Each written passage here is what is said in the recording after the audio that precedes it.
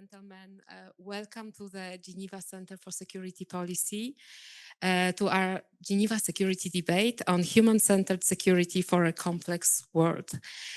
A warm welcome to the public in the room and online. We are a community of above 300 people, so I'm really personally very much excited and privileged that so many people are actually interested in the topic of human security. My name is Anna Brach. I'm head of human security here at the GCSP.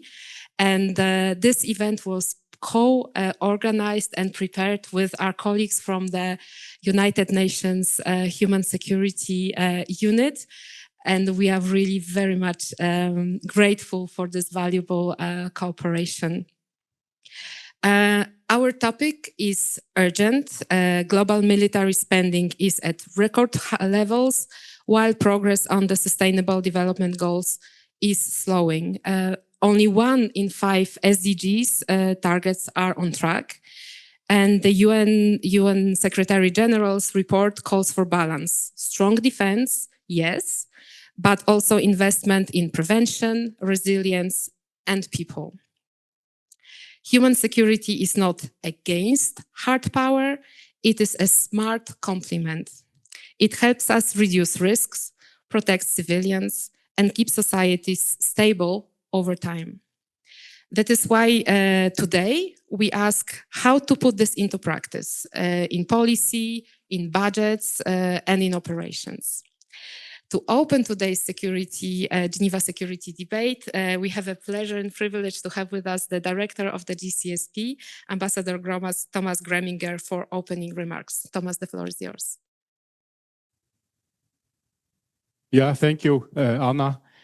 Distinguished guests, dear colleagues and friends, good afternoon and welcome to the Geneva Center for Security Policy. It's a great pleasure to see so many of you here in person and many more online. That's, by the way, the downside of offering events in a hybrid way. In the good old times, these people would be here and we would have a full room, but I guess that's the price to modernity. So we are very pleased and honored to co-organize this event with the UN Human Security Unit in New York, which manages the UN Trust Fund for Human Security. So your partnership is deeply valued, and thank you for your leadership and for your enduring commitment. Let me, at this point, also extend a warm welcome to our distinguished panelists. It is a personality well known to Geneva, Ambassador Maria Fernanda Espinosa, former Perm Rep to Geneva and New York, held many ministerial portfolios, former president of the UN General Assembly. It is Markus Deblom, the director of FBA's Department for Conflict Prevention and Peacebuilding. It's Heba Ali, director of Article 109 and Creative Spark Fellow at the GCSP. And finally, it's Piotr Wolinski, Human Security Officer at JAPE at NATO. And then I'm also very pleased to have an old friend here with us, Knut Vollebæk, former Minister of Foreign Affairs of Norway and brilliant OSCE High Commissioner on National Minority. Great to have you here. Knut will offer concluding remarks. Ladies and gentlemen, our point of departure is straightforward. Human security is not a substitute for state security or for credible deterrence. It's the method that helps both succeed. In an era of interlocking risks, geopolitical rivalry, technological disruption, climate stress, and the persistence of violent conflict, military instruments alone cannot deliver lasting stability. A people-centered approach strengthens prevention, reduces vulnerability, and builds the social cohesion on which durable peace depends. The UN Secretary General's recent report, The Security We Need, captures the imbalance we currently face. Last year, in 2024, global military spending reached a record $2.7 trillion US dollars, marking the 10th consecutive year of growth, while, as Anna has alluded to, progress on sustainable development goals has stalled and in many areas gone into reverse. The report's message is measured but clear. Higher military outlays on their own are not yielding greater peace. They're crowding out the very investments that reduce fragility and build resilience. The call is not to disarm naively, but to rebalance. Pairing defense with diplomacy, protection with prevention, and short-term risk management with long-term human development.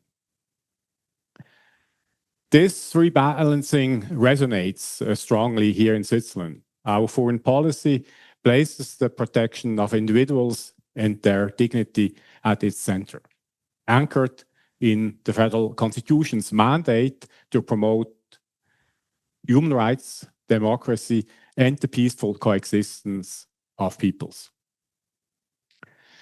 The Peace and Human Rights Division of the Federal Department of Foreign Affairs is Switzerland's competence center for civilian peace support and human rights. It implements measures that protect people against violence, war, and arbitrary treatment, and it supports dialogue, mediation, and the rule of law. And this institutional architecture matters. It translates a principled commitment of Swiss foreign policy into practical capability, mobilizing expertise, partnership, and flexible instruments that work on the ground and in multilateral forums. And on a more personal note, I had the privilege to serve 8.5 years at the helm of that division, 2.5 years as deputy head, and 6 years at its director. And I should note that back then, where I was at the helm of this division, it was still called Political Division for Human Security. Unfortunately, it has been renamed, and I don't fully understand why. But this doesn't matter here. I think the lesson I took from heading that department over such a long time, I think the lessons, they remain relevant. If you want sustainable security outcomes, you must integrate people's lived risks into analysis and planning. You must align incentives across humanitarian, development, peace and security actors. And you must measure success not only by the absence of violence, but by the presence of dignity, access, and opportunity. Human security is, in this sense, it's pragmatic statecraft. It focuses us on where security is actually produced or lost in communities, institutions, and economies under stress. It helps to ensure that resources reach those who need them most. It improves legitimacy, so populations recognize their interests in public policy. And it improves interoperability, so defense, diplomacy, and development actors, the famous 3Ds, they reinforce each other's efforts rather than working at cross purposes. Frankly, it also helps to prevent conflict and increase the chances of durable peace and sustainable development. Let me conclude on 3 brief reflections for today's conversation. First, prevention is not an abstraction. It is a portfolio. It is a set of specific instruments. Early warning linked to early action, inclusive political dialogue and local mediation, protection of civilians in practice, resilient basic services, livelihoods that withstand shocks, and investing in youth, women, and communities at risk of recruitment or displacement. These are not nice-to-haves.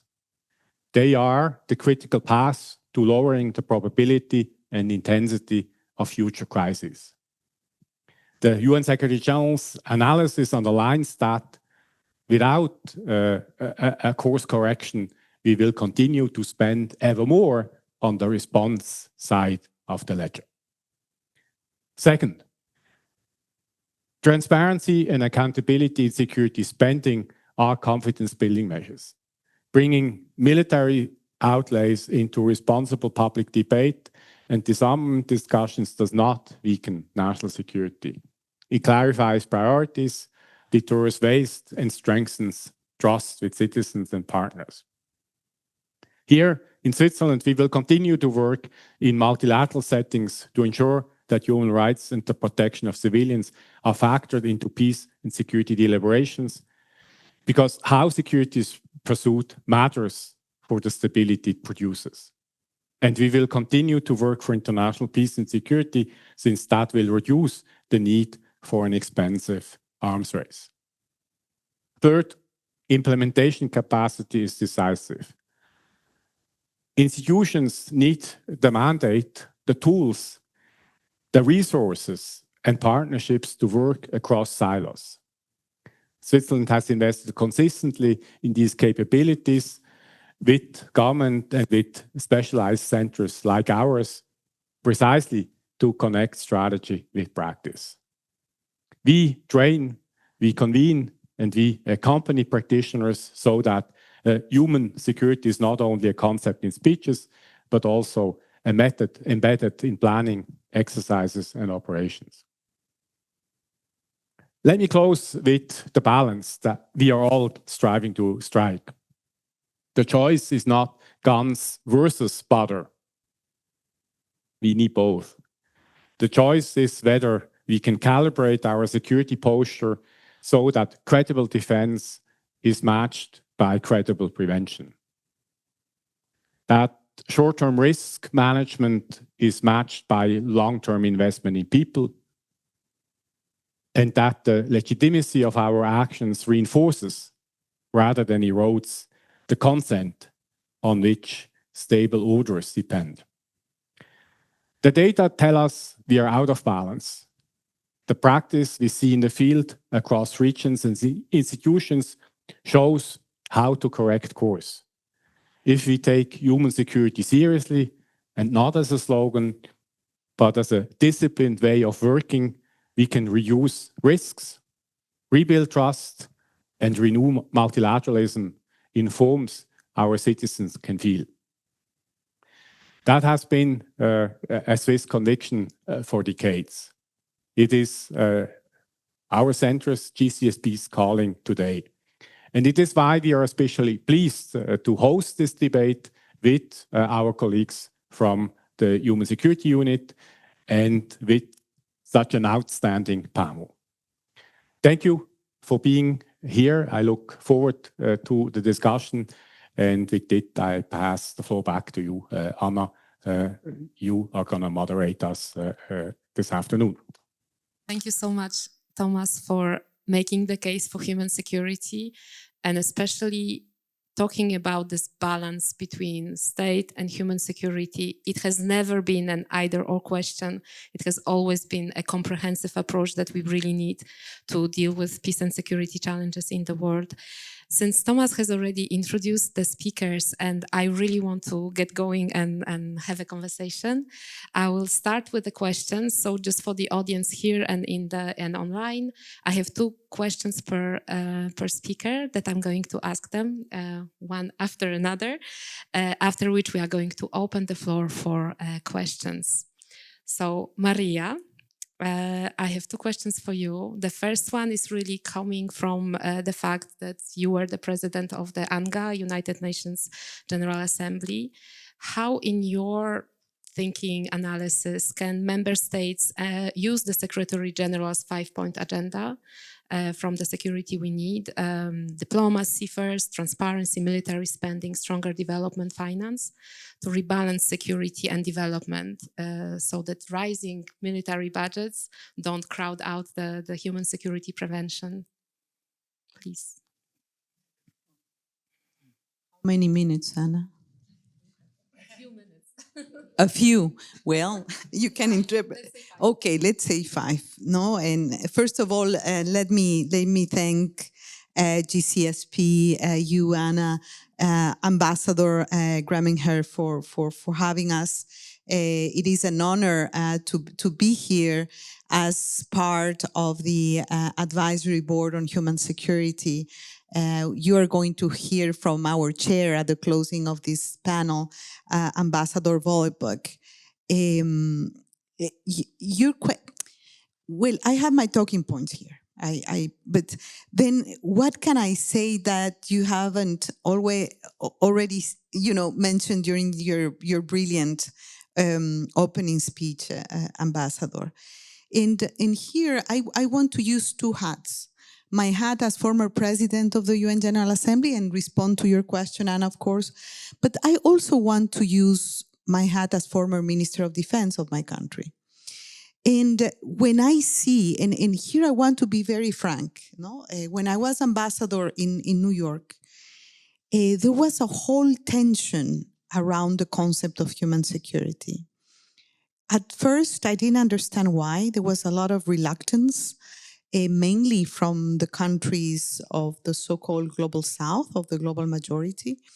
They were very afraid that the concept of human security was going to be used as a means to explain and justify the responsibility to protect doctrine at the time. And I'm being, very, very frank. And I understood the argument, but not quite, because I quickly came to the realization that human security was a very, very useful and powerful, not only concept or idea, but and perspective, but a toolkit that allowed countries to plan better, to prevent better, to allocate budgets better, and to develop comprehensive policies to bring together, development, defense, and rights,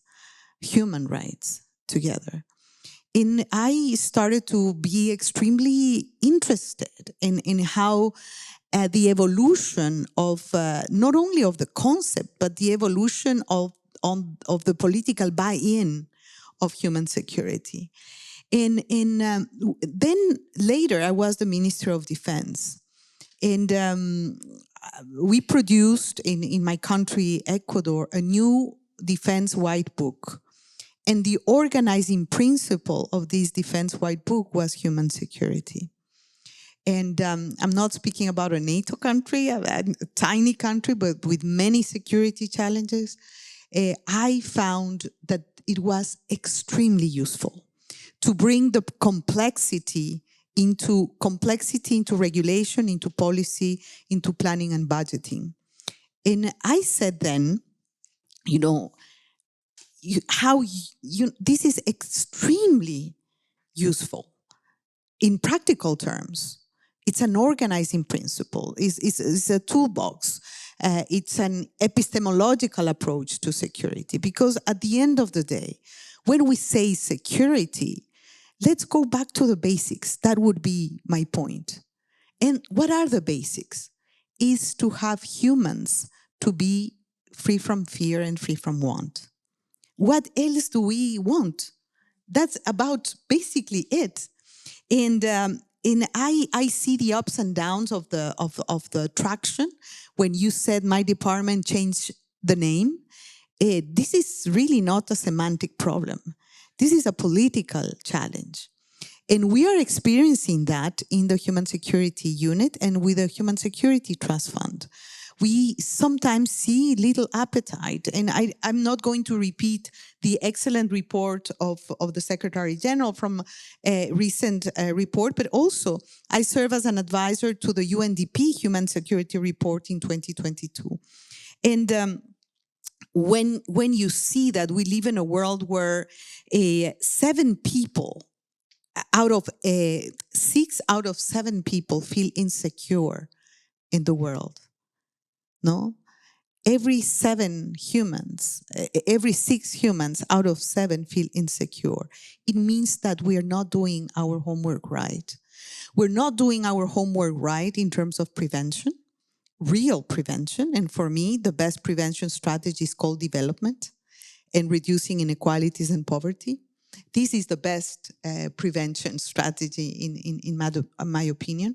We're not doing well in diplomacy, in good diplomacy, because one of the main job descriptions of the UN, if we want to call it that way, it's about preventing conflicts. And, that's what the Charter says.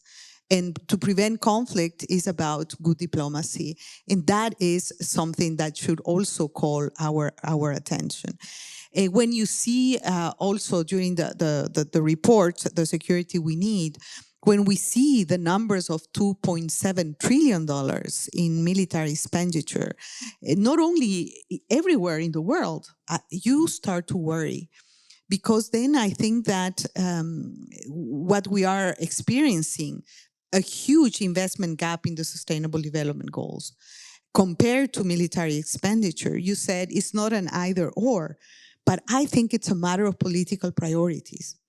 I come from a region, sadly, I have to say that, one of the regions that are most unequal and the most insecure and violent, Latin America. And you see the direct interlinkage between inequalities, poverty, and conflict. And I think that human security allows to address the issue in a comprehensive way.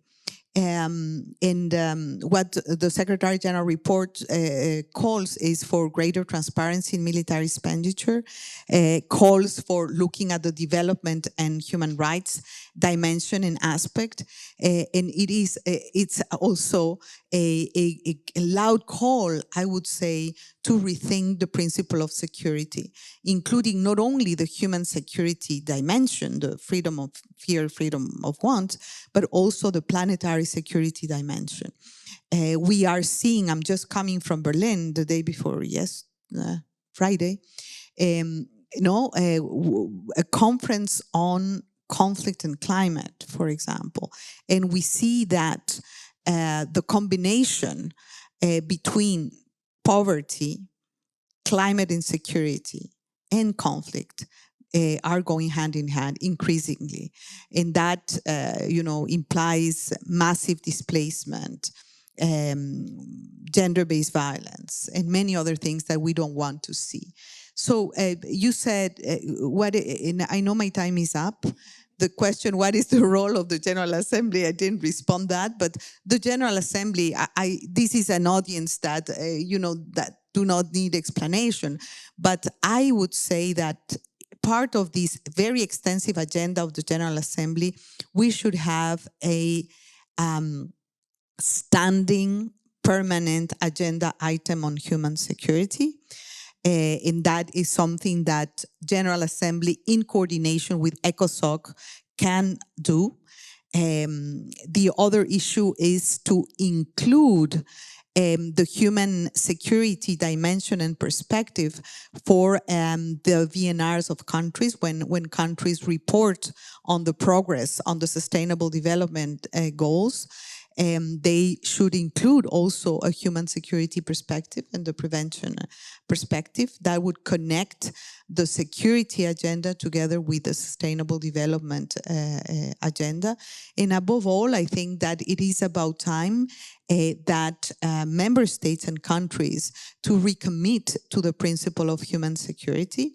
And that should also be seen in terms of the investment and the budgets and the political traction of the concept. And this should be a modernized human security that includes also the planetary security dimension. And perhaps if we have time, perhaps a few more concrete ideas, but I think that we don't need to make the case more for the usefulness of the concept, but just to put in practice. You said, Anna, at the beginning, it's not about soft power or hard power, it's smart power. And I would say that for me, at least, the hard power is the power that gives security and dignity to people.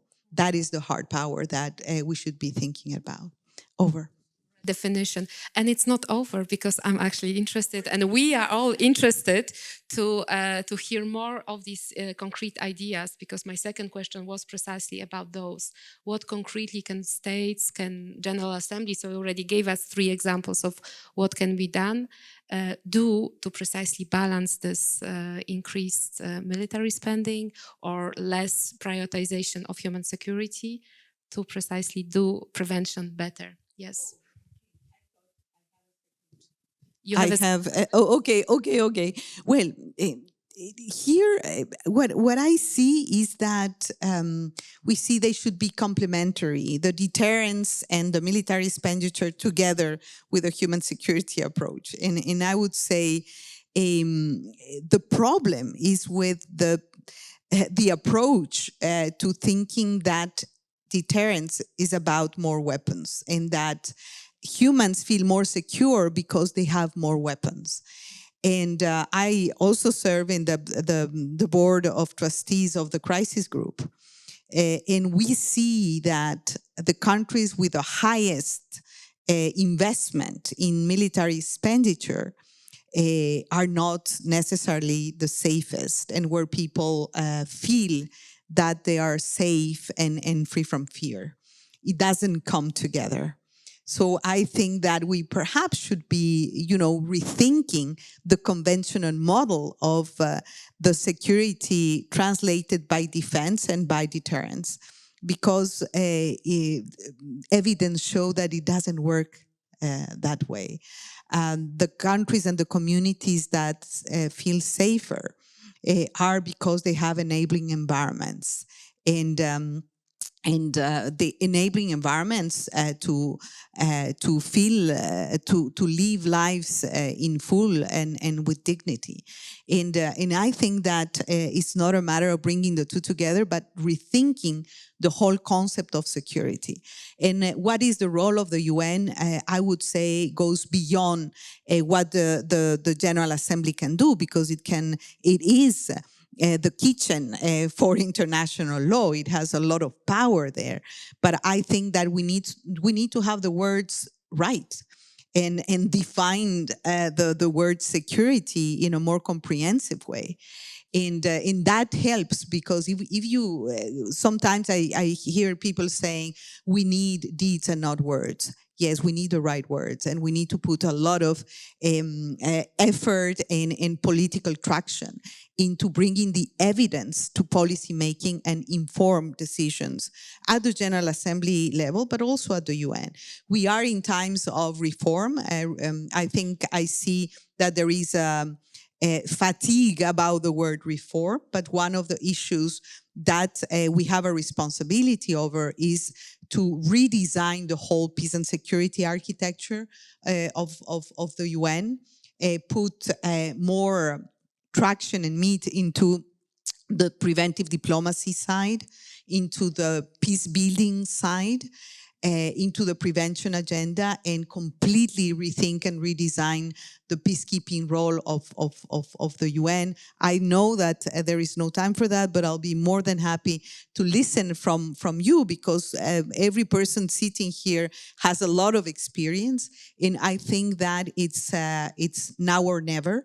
We are in a turning point in the history of the UN, and it is time that we choose the right words, we define the categories right, and we really take seriously the idea of reform not being a band-aid approach reform, but a profound structural reform, starting with a peace and security architecture. I personally like the report, The Security We Need, but then the issue is what is the political ownership of the proposals of the Secretary General? How is that this is going to be led by the political authority of member states to really turn the human security perspective and the human security toolkit into practice. And I'll be very happy to hear about how to rethink, for example, the peacekeeping architecture of the UN, which I think it needs a major retooling. But thank you, and I would just leave it there. Thank you so much, Maria. And we are suspending the topic of reform of the United Nations, because we are going to go back to Heba a little bit later. First, I wanted to just zoom in and talk a little bit more about the prevention dividends at the national and country levels. So Marcus, this is a question for you. Where do you see, how can integrating human security into analysis, planning, and early action scale those gains across agencies, donors, and national governments? This is my third question. There is a second one coming. It's a question that wraps up a lot of questions, Anna, but thank you. But first, thank you to GCSP and the Human Security Unit for inviting me to this panel. I join this panel with a lot of humility when I see so many knowledgeable individuals here and also in the audience, but I'll try my best to contribute. So the question is about the dividends of prevention. Let's start there. Intuitively, that's alluringly simple to answer, right? To prevent violent conflict, rather than responding to and deal with the effects of it. Why would you not do that? I mean, prevention has its own case for that. But then again, how do you prove that? How do you put numbers behind that intuitive feeling? I guess that's what I'm asking. There are those who've studied this.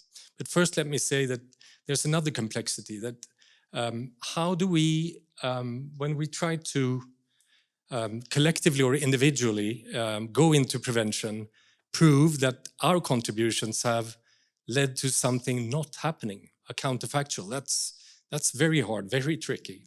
And add to that the fact that especially human-centered conflict prevention approaches are very context-specific. It's hard to generalize over the board. But again, if we start out on some sort of macro-level reasoning, there are those who've studied the dividends of prevention. And I think the IMF have said that $1 spent in prevention can save up to $100 in conflict-related costs further down the line. That's a pretty spectacular figure, right? Since I don't know the maths behind that, and I don't know the conditions under which it applies, let's scale it down to 1 to 50, or even 1 to 10. Still a pretty strong business case for prevention, right? Even if $1 will yield as much as something else when it comes to prevention or something else conflict related, why would we not choose that? I mean, prevention pays, right? And it shouldn't be this either or reasoning. And I agree with you, Ambassador, so much that it's the complementarity and the integrative elements of these versions of security that we need to go to. But okay, Anna, this was macro level reasoning. You were talking about country level or national level or local level. All right, so early warning, early action, I think is one of the the key things that people think about when it comes to this. And if you can integrate, especially when you're informed by the human security principles, if you can be informed by those when you do early warning, that can share immense dividends. If you can move beyond sort of the political or military triggers that we normally think about and tap into local communities and look into the tensions and look into the conflict mitigation mechanisms or conflict resolution mechanisms that are already there, then local communities can become first responders to crises rather than be victims to the conflict in that sense. The other thing, and it's maybe a variant of that, but everything community-based, I think, holds a lot of promise. There's a lot of thinking coming up right now on community violence reduction, community-based reintegration. Someone mentioned local mediation and local dialogue, and I think tapping into people's needs and operate from that when you build your plan for prevention, that will show the legitimacy, that will show an increase in public trust, and it will show what prevention is really all about. So those are kinds of dividends that we can see, I think. All right, now the question about scaling those dividends. Okay, that's an easy one. I guess I'm the proverbial preacher here, and you're my choir. But it may not come as a shock that I would say, stay true to the principles and stay true to the tools that were actually devised for human security and integrate them into analysis and into planning and into execution. Shared analysis, going from the human security frameworks, they can unite peace, development, and humanitarian actors. But I'm going to walk out on maybe a thin ice here. I think it can also bring in the military around the shared understanding of the vulnerabilities and risks. I know that the military has done this before. And even if the core task now is deterrence and defense, it's an important thing to bring that thinking back so that all the actors can work together from a human security standpoint. I think that is very important. Planning, of course, if we can align that, going from the local needs to sort of scale that up to national and external responses and move into adaptive multi-stakeholder collaboration, I think that is good. Dividends can be seen when early investments in, for instance, social cohesion, climate adaptation, and rights-based governance. Those translate into very tangible security dividends, I think. All right. I know these are not, well, these are maybe rosy recommendations or not so surprising recommendations, at least in the times we live in right now. But if we can move forward on these issues, and I think we can, then the dividends will not only be shown in statistics and budgets. I think they can be shown in the daily lives, and I'm taking a cue from the original concept here, of those we want to live free from fear, free from want, and in dignity. And that would be our true measure of success, right? So, thank you. Thank you so much. And I think, you know, what you said about including all the different actors in the work on human security is so crucial, because we tend to really stay in our silos, and human security is one of these things, and security in general is one of these things where we have to have everybody at the table, the military, the development agencies, countries, and this is something that cannot be stressed enough. And you know, I just hope that the decision makers are going to go there eventually. We have a second question for you about the budgets, and I hit you with the second question because we tend to be now under these short-term responses pressures. So how do you think, in your experience, what would be the transparency measures that we can elaborate or put into practice within countries, or also, you know, for peace building operations, that we are sure that the prevention budgets actually are not cut because of these very rapid onset pressures? Sure. Thank you, Anna. Yes, so we live in a time of huge geopolitical crises and shocks, and everything around that dominate our agendas. So the number of conflicts is at a record high. The humanitarian needs right now globally, they're staggering, they're overwhelming, right? So I can see why prevention is sort of the first casualty. Military deterrence excluded there, if you see that deterrence can also serve a prevention purpose. But other than that, I can see why that is the first casualty of it. Yet, I think we know that when we deal with transparency and accountability and let that guide security spending, it can serve both national protection and long-term sustainable peace development goals, I think.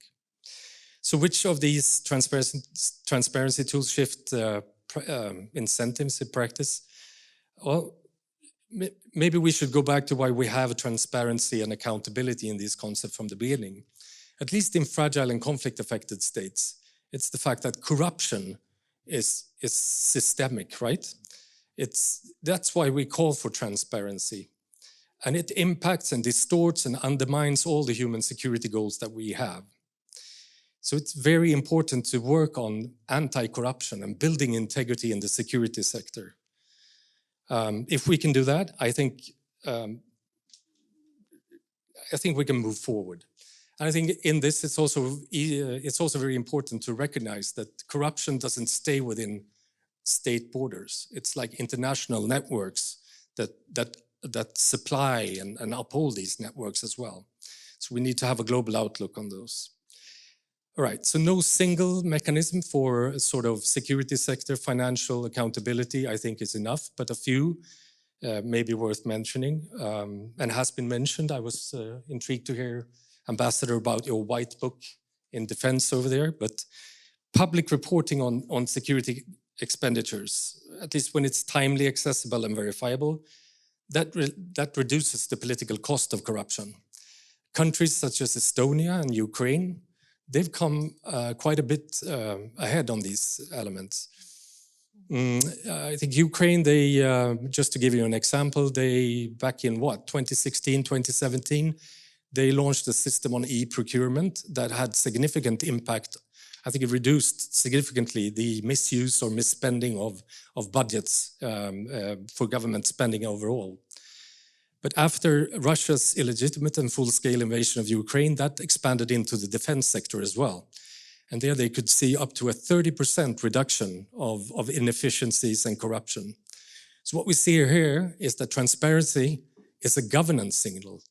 It's a signal that can increase domestic public trust in what you do, but also signal something to international supporters of what you do. It's hugely important. Security sector spending reviews, also a good mechanism, but those needs to be tied very much to tangible benchmarks, I think. Not only saying, okay, so we increased force capacity in this way or the other. It has to be linked to like lower human rights violations or more effective local policing. When you can connect those two together, I think those are good. And of course, citizen dialogue and participatory budgeting has been tried, maybe not in fragile and conflict-affected settings, but in other countries. And I've seen figures reducing corruption up to 15% when you do that. But I'm going to try and probe something else here now today. And maybe this will be a spectacular failure, but I'll try. One area where I think we haven't explored the applicability of the human security concept is around hybrid threats, right? You all know what it is, but I think the links are quite there because hybrid threats are directed precisely where human security are aiming to provide us the resilience for the humans, right? It's not a military event. It blurs the lines between military and civilian. It blurs the line between war and peace. And it tries to exploit every fracture in social cohesion in our societies and also societies that are fragile and conflict affected in other regions. With the human security principles and frameworks, I think we can reinvigorate interest for human security also for the contemporary security landscape. And that will go a long way in trying to also keep our finance ministry say that, all right, if this is a strong fit also for the contemporary security landscape, let's see what we can do with this prevention mechanisms and human security frameworks and that. So to sum up, Anna, I know I'm short on time. I had a lot of other things to say as well there, but I think since I was babbling a lot about anti-corruption, I would say institutionalized transparency and anti-corruption as a prevention principle that we work. But the other thing would be to show that conflict prevention, even civilian conflict prevention, from a human security standpoint, has a very strong fit for the contemporary security landscape. Thank you. So much. And it actually builds into what the Human Security in the Anthropocene report in 2022 was trying to do as well, to kind of update the concept with, the new security challenges. But I think that the hybrid aspect has not been as explored as it should have been. So thank you so much for this insight. Heba, we're coming back to you with questions. So Heba is heading an organization that's called Article 109, and it's Article 109 is about reforming the United Nations Charter, if I'm not mistaken.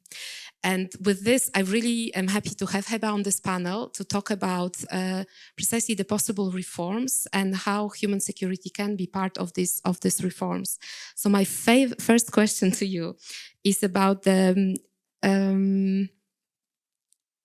thinking in terms of which governance or reform measures could shift resources to prevention without compromising security.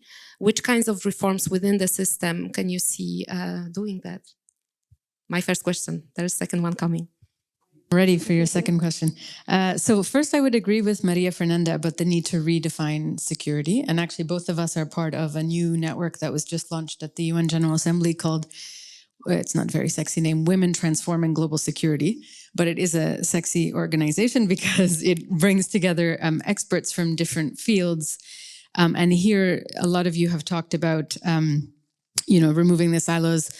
Maria Fernanda, you talked about climate, but I think there's an even broader redefinition that takes into account nuclear, global health, climate, conflict, AI, et cetera, et cetera. So this network brings together experts from each of these areas to start thinking from a women's perspective, which I think is very interesting because it's a much less militarized perspective.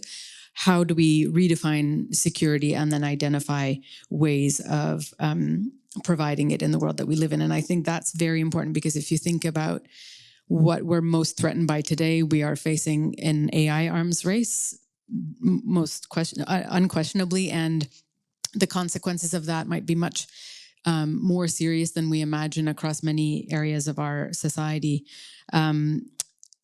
I think a lot of you have talked about the complementarity, and Thomas, you said we need both the guns and the butter. I think many would argue that arms, and you said it yourself, as a former defense minister, arms are not making us safer. And so I think there's also a redefinition that needs to take place that, for example, the expansion of nuclear arsenals is a threat to our security rather than a protection for us. So all of that to say, if we are to redefine security, then you talked about words mattering because words mean norms, and norms need to be then anchored somewhere. And so our UN Charter is in principle the home of the norms that set our international relations. And this charter was adopted in 1945, pre-nuclear, pre-climate, pre-internet. And so it really doesn't equip us with the governance tools that we need to address this more holistic definition of security, nor does it embody that definition of security. I was scribbling, Marcus, while you were speaking, when you said, I can see why prevention would be the first casualty. And I'm thinking, no, it's the exact opposite, actually. At a time, I used to work in humanitarian affairs, and every year you'd see the humanitarian needs rising.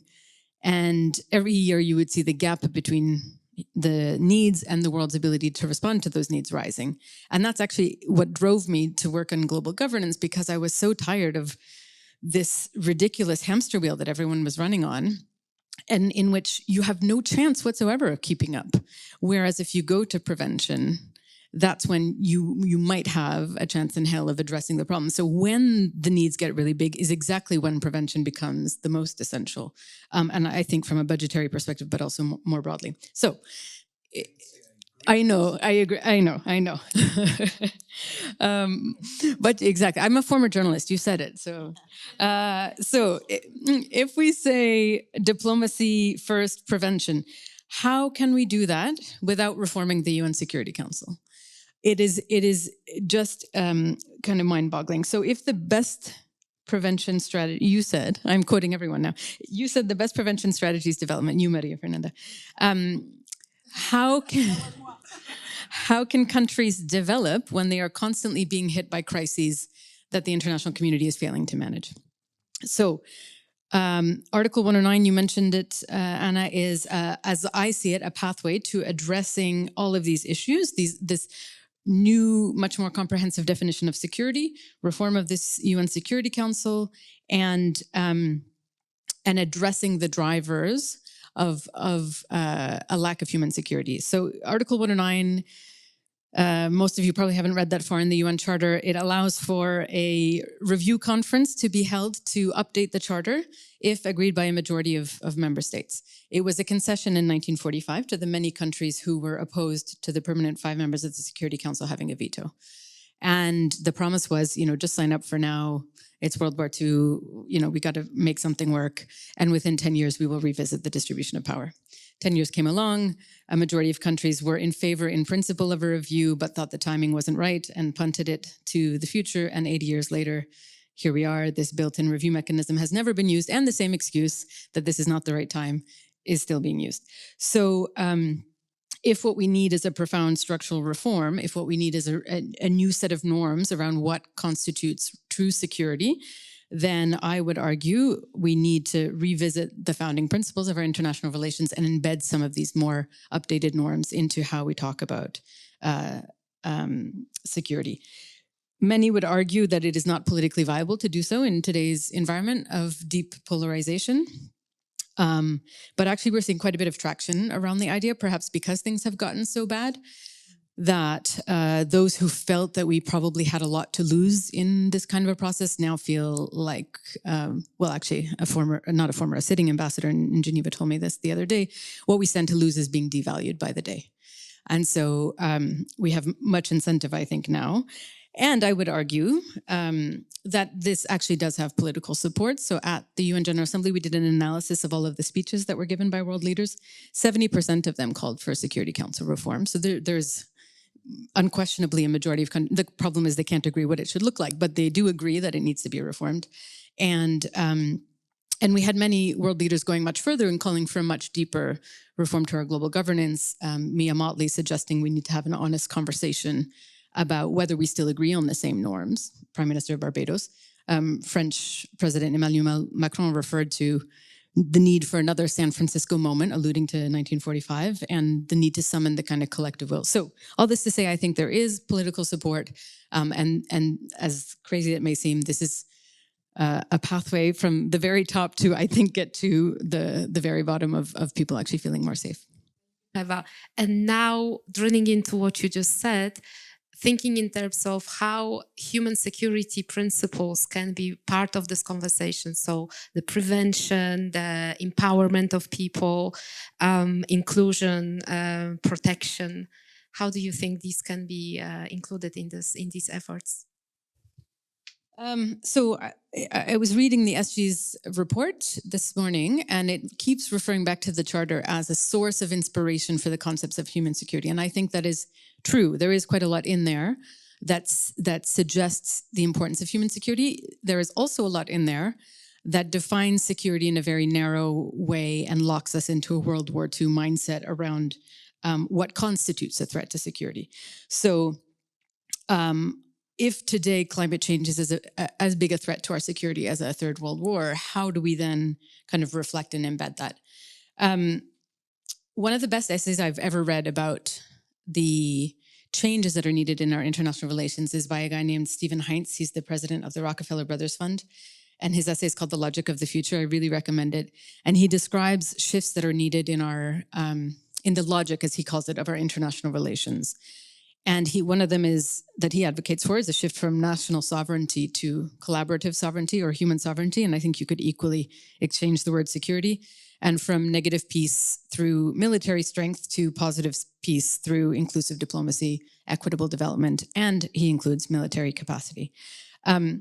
So I think, again, where do you enshrine those kinds of norms, if not in the UN Charter?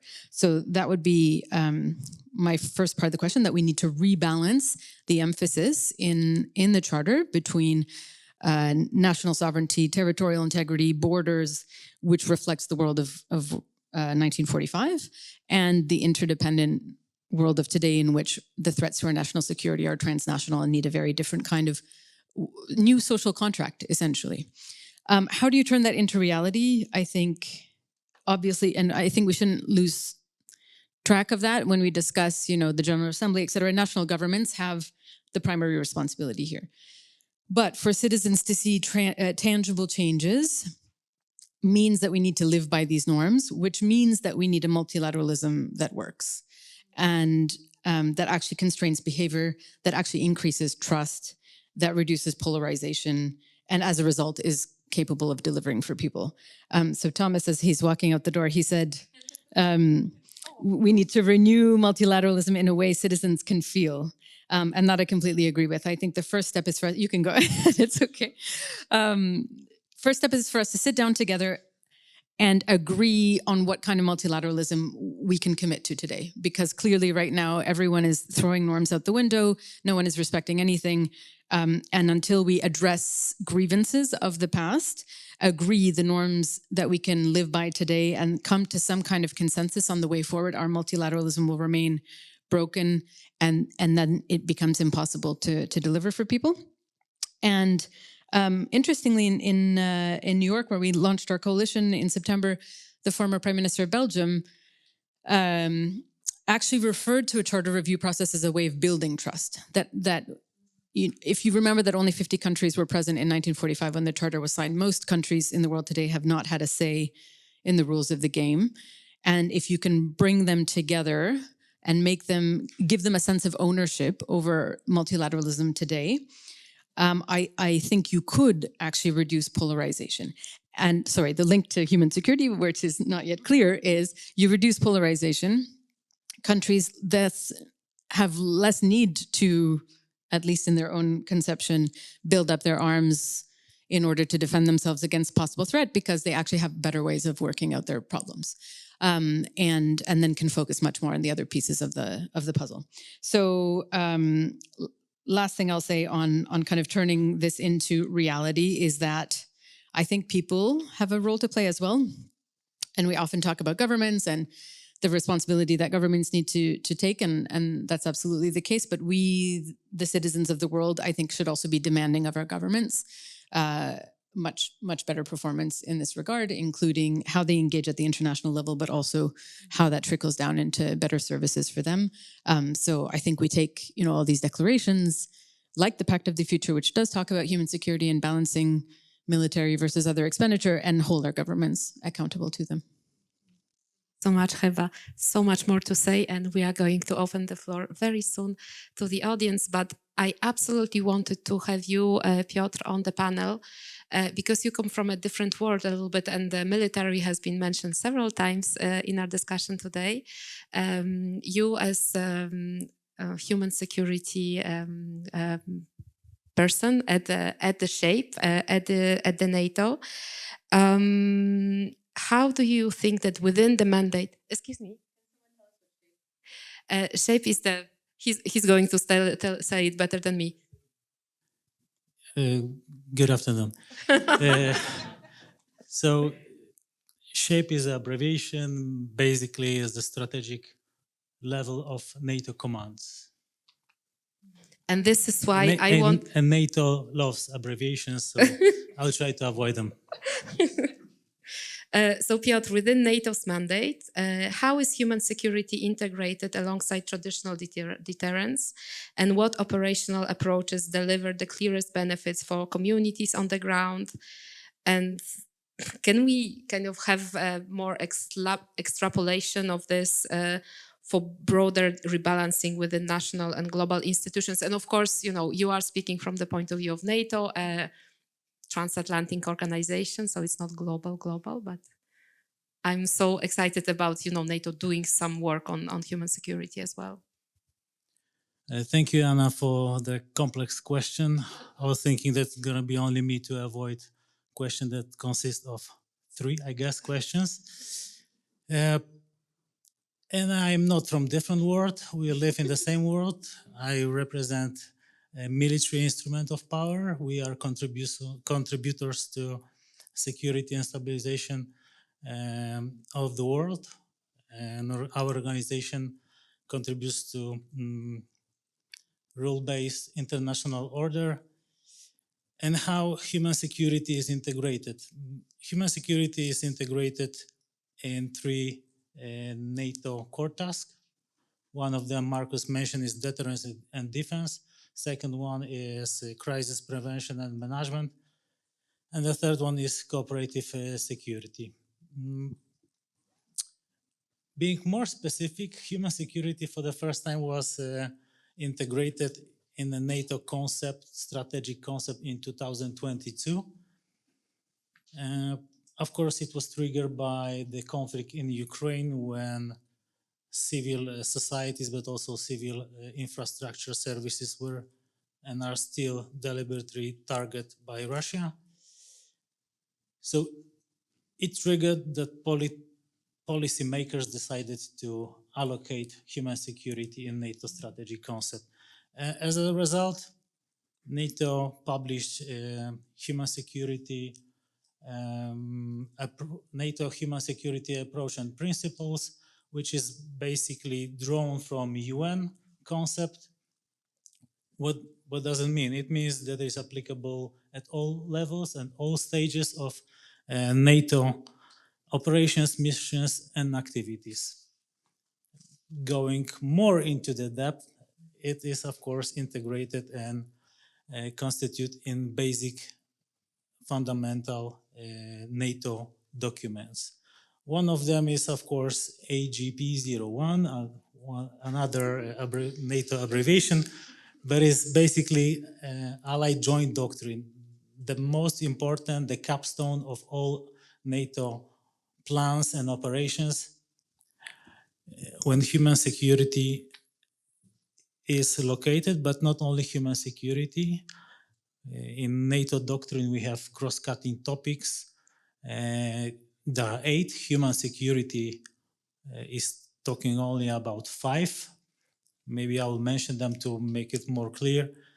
NATO human security approach have 5 areas of work. One is protection of civilians, children in armed conflict, cultural property protection, counter trafficking human beings, and conflict-related sexual violence.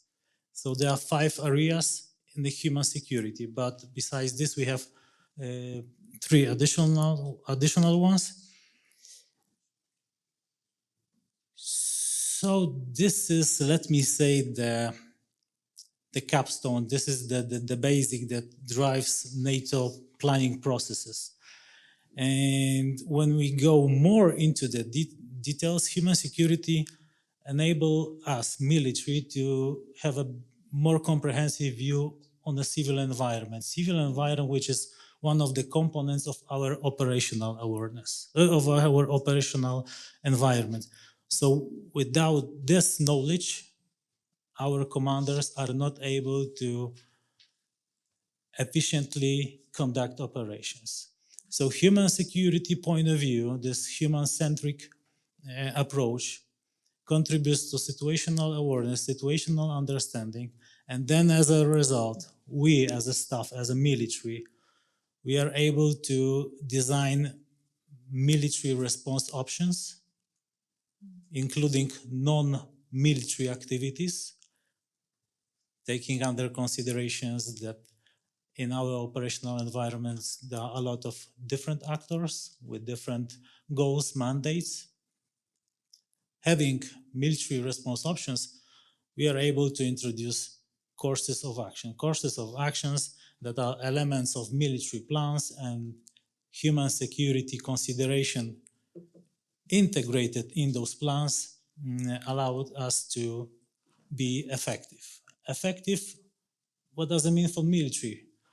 And this is the operationalization of human security. We have to say our commanders why human security considerations are crucial to achieve his military strategic objectives. And where is also integrated? For sure, not only operations and plans, but also education, training, and exercises. Being honest with all of us, NATO exercises are enemy-centered. So, enemy-centered. So, the transmission of human security considerations into scenarios which are focused on enemy is a challenge, but it is happening. It's happening. Non-military actors, international organizations, NGOs are engaged in NATO exercises. And this is where we try to integrate. Another aspect that is related to training exercises is lessons identified and lessons learned. So during the exercises, we can test this human security approach, if it's relevant, if it works. But like I mentioned, when the exercise focus on enemy, not on population, not on society, is a little bit difficult, but it still gives us some kind of opportunity to generate some lessons identified and lessons learned. Besides this, we closely cooperate with our partners from Ukraine, where lessons identified and learned when it comes to operationalization of human security, we are collecting by the established mechanism. And last but not least, I really appreciate, especially Marcus, your statement that this is the security is a comprehensive approach. This is the synchronization and orchestration of military, political, and civil assets capabilities for one goal. And if the goal is the same for all of us, I mean, security of population is much more easier. So the human security, going back where it's integrated in NATO, is also integrated with the resilience through civil preparedness. And this is the civil aspect in NATO. So in a nutshell, resilience through civil preparedness, this is what allied nations agreed to somehow assess how civil environment is prepared for shock, for crisis, for conflict. We are talking about 7 baseline requirements, but this is what nations agreed. It doesn't mean that single allied nation cannot develop more lines of resilience. One of the examples is my favorite one, security strategy for society. This is the comprehensive security strategy of Finland, when one of the functional vital functions is psychological resilience of society. Maybe we would find more time to go a little bit deeper into Finland's approach when it comes to security strategy, but this strategy is really focused on society. And when we look at the seven vital functions of the strategy, from these 7 vital functions, the Finland government identified almost 60 tasks. And among the 60 tasks, only 2 tasks belong to Ministry of Defense, because the concept itself is saying that for the security strategy, we need to engage authorities, business community, private sector, organizations, including international and NGOs, but also citizens. This is what Heba mentioned. There is also responsibility among citizens. And thanks to this, that Finland joined NATO recently, I see the future when it comes to NATO approach to human security. I see them as a role models, and maybe I will stop here when it comes to human security integration in NATO. Thank you so much, Piotr. And we are going to move over to the Q&A. I am doing a very, very bad job at moderating the discussion because we are going to go over time. But I think that the topic is kind of deserves this additional time. And of course, for those of you who will need to leave the room earlier, there's going to be a recording so you can watch back the discussion. Please introduce yourself and then...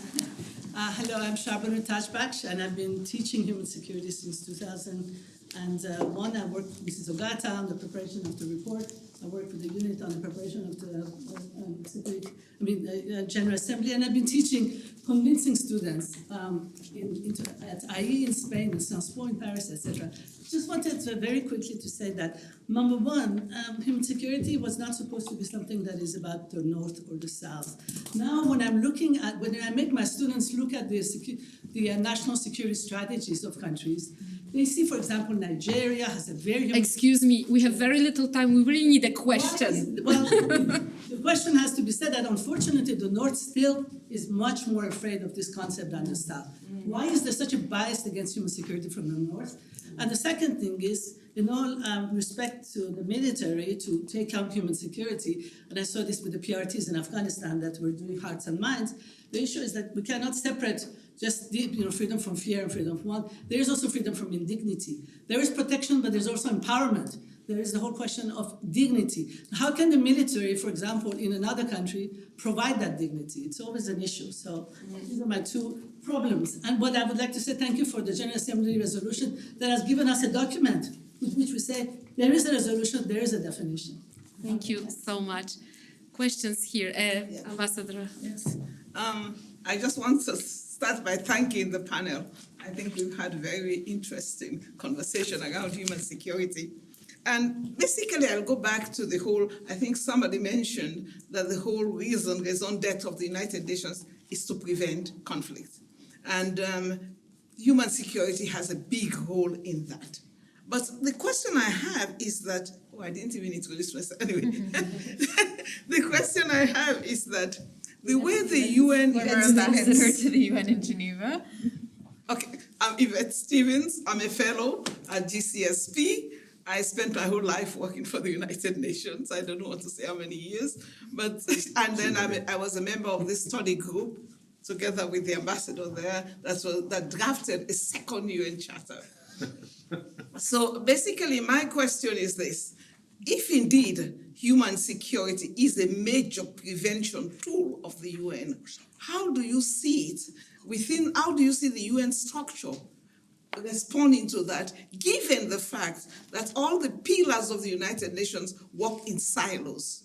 How do we expect the UN to address this if these silos, if there's no formal link between these silos in order to be able to address it? We have to admit that when we're looking at UN reform, this is something we have to really think about, because the UN organs, they talk about the UN organizations, but the UN organs is worse. You have to be in New York to see that Peace and Security Council has nothing to do with ECOSOC, has nothing to do with Human Rights Council. So how do we bring these together? Because unless they work together, we cannot address comprehensively the whole question of human security. Thank you so much, Ambassador Stevens. There's a question here. Yes, please. Thank you. My name is Valerio. I'm a first-year student at the Geneva Graduate Institute in International History and Politics. My question is mainly directed to Dr. Markus Derblom. I was interested in the link that you made between human security and hybrid threats. I think it's very pertinent. I fully agree with that. Also, Federal Chancellor Merz has said that we are not in war, but neither in peace, so really representative of the situation. And so, yeah, my question is, in general, I would like to know how do you think that we can deal with that from a human security perspective? How do you think that the human security parameters should be reframed in light of this hybrid war, semi-war, let's call it whatever we want? that we are facing. So. Thank you so much. And I will ask one question from the online audience, and we will come back to the rest of you in a second. From Dr. Suleiman and Mirza to Maria, how can local governments in developing countries be empowered to implement community-based security and resilience mechanisms, especially where state capacity is weak? And we'll maybe start with Marcus, and then we'll go around the panel in the same order. So Marcus first. So directly into... You don't need a microphone. Yeah, no. Directly into the hybrid threats, and because the other questions I feel was, like they say, a bit above my pay grade, Ambassador. But okay, so here's my thinking. I'm not sure how familiar you are with hybrid threats. It's a fuzzy term, right? We all know that. It's one of those faddy terms that we say all the times. But it has a true and very tangible effect on especially European societies right now. It's not war, it's not peace, it's an adversary, it's an antagonist that tries to undermine the very foundations of our societies. Our values, if they see a crack, they try to bring it open. And why do they do this? Why does an antagonist do this? Because it pushes us to react. It affects our decision-making in a way that we doesn't have freedom of decisions anymore. That's the ultimate aim. But the military cannot respond to this because the military is designed to, by use of organized violence, break the political will of either an attacker or the other way around if you attack some defender. This goes way beyond cyber attacks. This goes way beyond military violence. It's about, social media, polarization. If you find a tension in a society around, for instance, the issue of migration, you can be sure that the antagonist will try to push this open. What I'm saying is that human security, the way I think about it, can provide sort of a resilience architecture towards that. Because the ultimate defense against these kinds of attacks is a resilient society where you have trust in your institutions. It could be your military institutions, but also in your civilian institutions, where you have trust in the governance elements of your society and the likes. And I agree, yes, this right now maybe can be seen as more of a European or North problem, the one up there, but it's not. Right now, we see that these kinds of threats and attacks are happening increasingly in, for instance, Africa. So when we work with our partners in Africa, when we work with those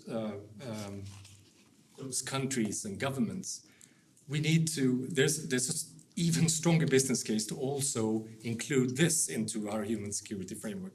I don't know if this answers your questions, but to me, the links are there. And it would be very interesting to go a little bit deeper to see how it can be linked together. But just to say, there's an excellent center in Helsinki that deals around hybrid conflicts. And their model for approaching it, it's called the CORE model, Comprehensive Resilience Ecosystem Model. And that is human security all written in one model. So it's so far from military. It contains political space, civic space, governance space, and everything. So if you're interested, look into that model, and they produce some good material. And this was just an effort for me, or a probing operation, to use the military language, to see if they would resonate with you. But to me, it does. Thank you. Thank you so much. Maria. There was a question online on the fragile countries and how they can actually go into doing human security more. There was a question about the North-South. And there was a question, of course, from Yvette about the silos. Oh my goodness. Well, I don't know which one to pick, but perhaps two quick reflections in reaction to what we have heard. The number one issue is that form follows function. And the issue is that we are seeing the hybrid threats, and that the very concept of conflict as an interstate war is not the rule anymore. It is more the exception. If you look at the 100 plus conflicts that have been documented by the crisis group, you see different configurations of conflict. And therefore, the design of the institutions that are equipped to deal with these hybrid threats, but this diversity in geographies. I'm a geographer myself, so it's easy for me to look at the geography of conflict, has to be adapted to this new reality. And let me pick the example, and I will go into the subsidiarity and the role of communities, but let me pick the example of my region again, Latin America and the Caribbean. There is no, except a few small issues that are being addressed by the International Court of Justice between Guyana and Venezuela, for example, there are no more interstate wars. The war is about organized crime, transnational organized crime, drug trafficking, trafficking of weapons, and trafficking of people. And this is really eroding not only the social contract, but the institutions. And here we come back to the issue of corruption and transparency. So what is the institutional designs that are equipped to respond to that? And I would say it is about greater regional cooperation. And I see many of our heads of state and government in Latin America saying, you know, hard line against organized crime, the cartels in Mexico and all of that. But we are not going to be able to address seriously the issue of transnational organized crime in Latin America if it's not through a cooperative cooperation, regional integration response. And where is the role of the UN of this? No, I think the role of the UN is precisely on the issue of good practices, policy advice, a South-Southern triangular cooperation to deal with these issues. And this is a new dimension of conflict that sometimes we take for granted. That leads me to the issue of subsidiarity. Where is that resilience and preparedness and prevention comes from? At the very local community level. That's where it comes from. For example, the role of cities to face transnational organized crime is absolutely vital. The role of cities and communities to face climate-related shocks and the issues of displacement and humanitarian relief and all of that. The role of cities and communities are very, very, very important. For prevention, for resilience building, for response capacity, I think that's where it all happens. But again, even though I'm a big advocate as president of the Cities Alliance of the subsidiarity issue, and that has to be translated not only on policy and regulation, but on investment. If you look how much money cities get to be prepared for example, climate shocks, you will be surprised. Less than 2% of climate finance goes to slums, for example, where 1 billion people live, just to give an example. And when I say this, it's not that communities and cities have to be delinked of the global scenario. On the contrary, the multi-level response capacity, the design of the institutions that are going to respond, and the intentional weaving throughout scales is absolutely vital. How is that the global gets better because it's properly informed by the local? And how is that the local improves because it has the policy guidance that comes from the global? So it's like a lot of words there, but basically it means that a multi-level institutional designs, multi-level weaving of policy, and intentionally funding and investment on response capacity and resilience building is absolutely vital. So in all of that, there is a grand label into all of this.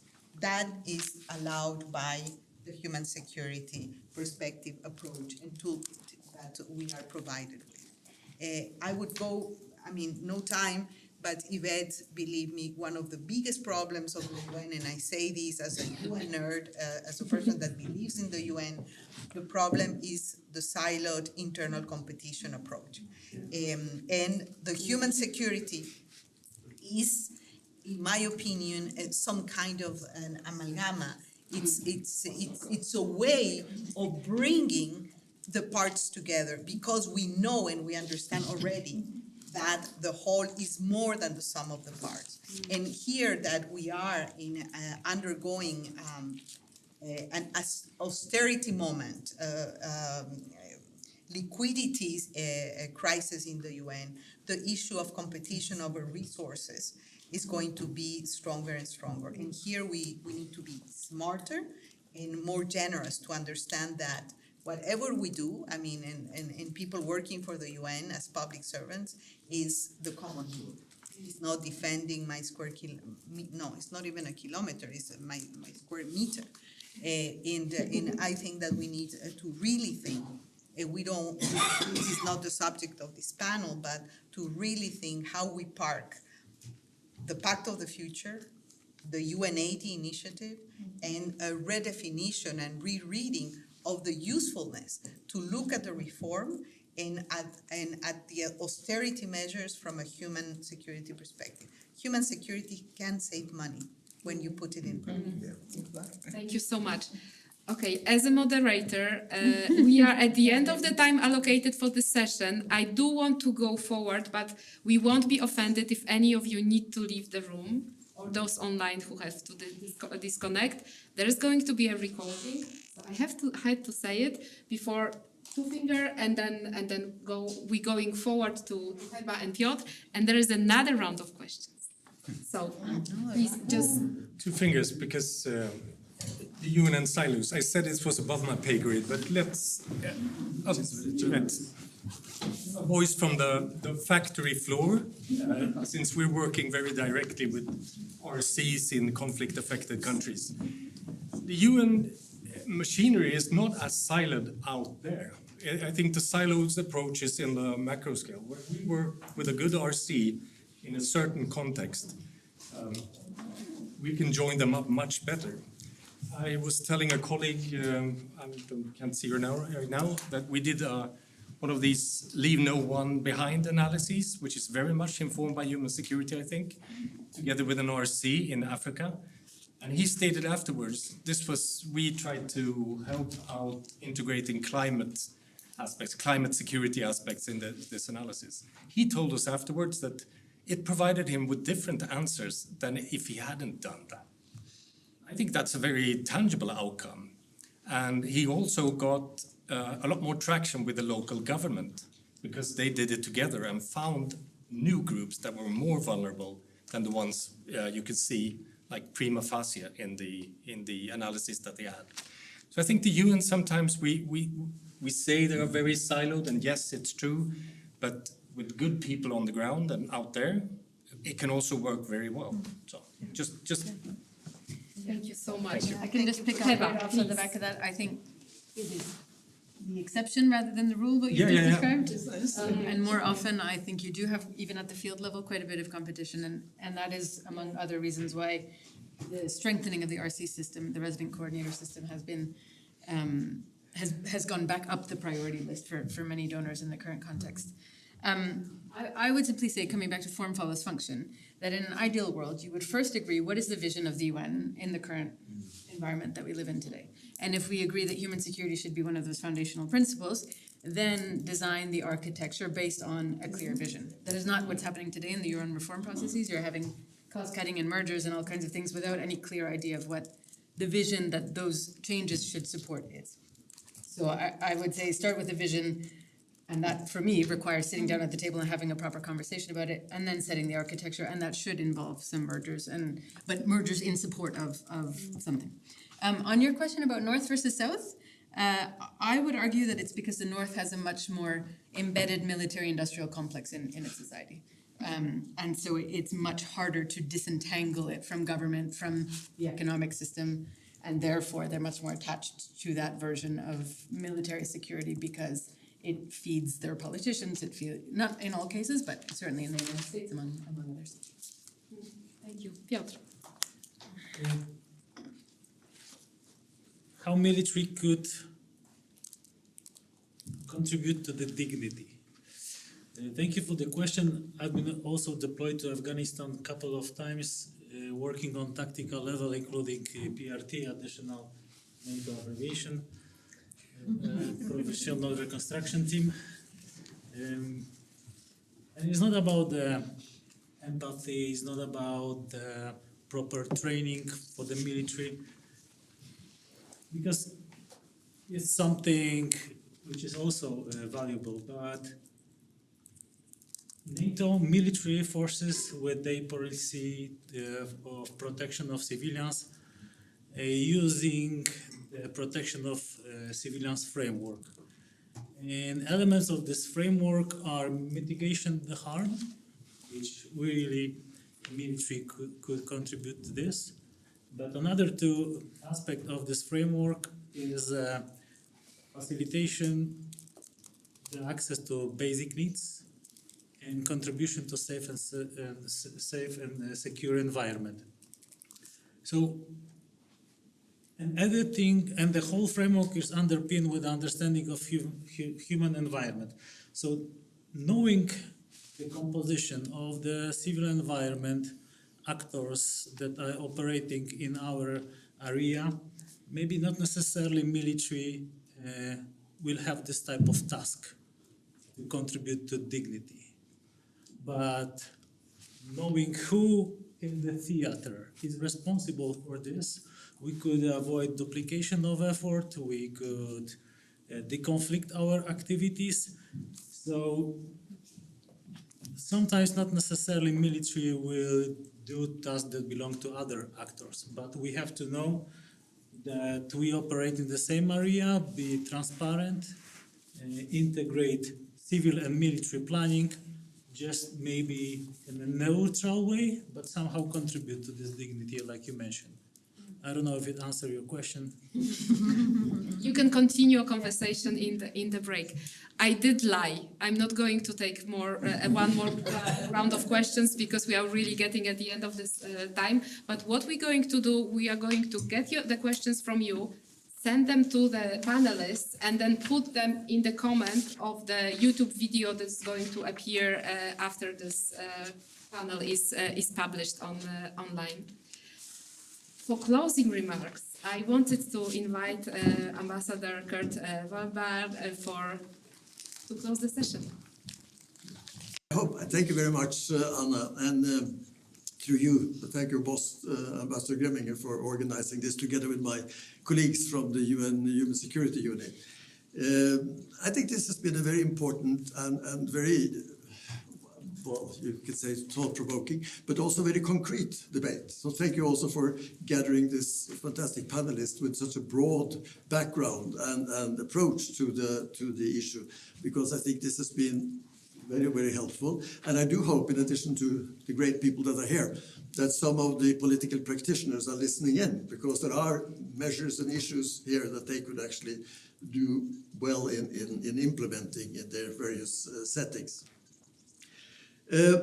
What stands out from today's dialogue is the growing recognition, I think, of across diverse institutional perspective, that our current approach to security, however well-intentioned, is actually incomplete. I would say that we have built an international architecture that has become quite adept at responding to emergencies. The speed and scale of humanitarian mobilization, peacekeeping deployments, life-saving assistance would have been unimaginable a generation ago. These are genuine achievements that have saved countless lives. Yet, while our ability to respond has grown, our ability to prevent crisis and reduce societal vulnerability has not kept pace. Too often, we mobilize only once instability has already taken hold, when the costs of human and financial are far greater. But insecurity does not emerge only from sudden shocks, as many of you have pointed out today. It is also driven by slow onset pressures, structural inequalities, and persistent insecurities. In a world defined by complexity, volatility, and interconnected risks, traditional security measures alone are not enough. Military strength may safeguard borders, but it is people's security that sustain peace, as we also have heard several of you addressing. National defense may deter external threats, yet it is the protection and empowerment of individuals and communities that prevent crisis from taking root. So, the question is then, how can we build a balanced approach that results in greater stability? Today's dialogue has made clear that human security offers a practical framework for doing so. It encourages us to identify and address vulnerabilities before they become emergencies. It recognizes that a drought becomes a famine, not through weather alone, but through weaknesses in markets, governance, or social protective system. Similarly, migration pressures often reflect underlying instabilities that, if left unaddressed, can contribute to successive crises. Rather than an alternative to hard security, human security adds strategic depth, as we also have heard. It provides the early warning systems, the resilient institutions, and the social cohesion that allows societies to absorb shocks rather than fragment under pressure. It addresses the grievances that can fuel conflict. It builds the state-society relationships that make governance sustainable. As I see it, three practical implications emerge. Firstly, integration. Our institutional architecture at national, regional, and global levels remains structured around distinctions between development, security, and humanitarian action that no longer reflect the reality of interconnected links. We need financing mechanisms, planning processes, and accountability frameworks that reflect today's complexity. Secondly, long-term horizons. Political and budgetary cycles favor interventions with visible short-term results. Yet, effective investments in education, justice systems, or social protection often require sustained commitment over years or decades.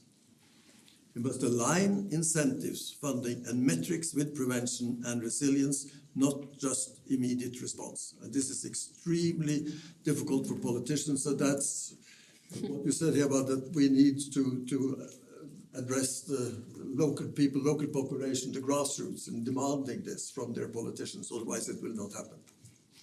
Thirdly, genuine partnerships.